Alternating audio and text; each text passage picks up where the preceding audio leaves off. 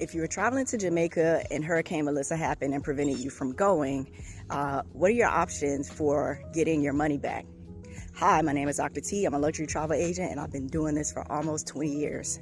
Someone posed a good question to me that I wanted to just go ahead and do a video about.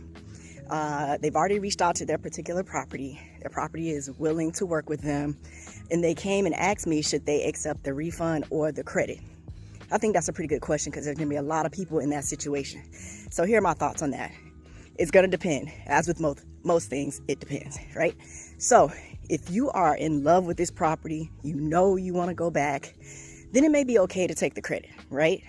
But if you think you want to evaluate your options, you may want to go to another sister property. You may want to go to a completely different property.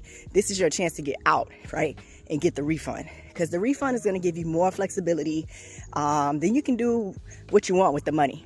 Whether that means going to a sister property, going to a different property, going to a different destination, you have that freedom and flexibility if they give you back a refund in the original form of payment. Now, with both of these options, there's an important thing I want you to keep in mind. Typically, there is a window. You will need to read all of the fine print for either option to make sure that there's no blackout dates. Blackout dates are dates that you cannot use the credit, etc., etc. Typically, those are holidays, spring break, summer, popular peak times.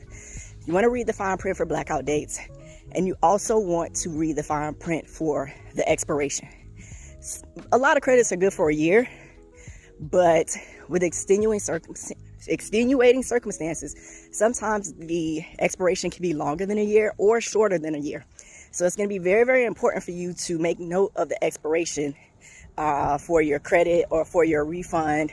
Well, for your refund, there probably won't be an expiration date because it's your money. But if you do the credit route, check for the expiration time to make sure that you're aware of that, so that when you are rebooking your vacation, you book within that window so you don't lose the credit, because it's a use it or lose it type of thing. So if you get a credit and you don't use it within that window, you lose it. And then that means you lose your money.